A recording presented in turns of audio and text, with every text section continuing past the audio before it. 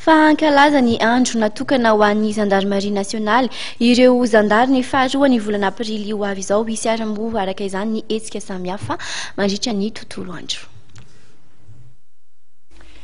Ny safidy ny faharoa ny volana aprily izay andro nandraisan'ny kolonely Ratsimandrava malagasy voalohany nandray ny komandin'ny gendarmerie pirenena ny fitantanana ny gendarmerie ireo zandary taty aoriana ho andro fankalazana ny fotoana natokana ho an'ireo zandary. Ivoaka mandritra io fotoana io ny boky voalohany izay mirakitra ny tantaran'ny kolonely Ratsimandrava.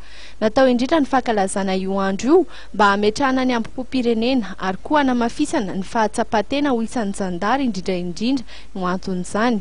Mandritra io fotoana io ihany koa no ampahafantarana ny olona ny mombamomba ny zandary sy ny asany.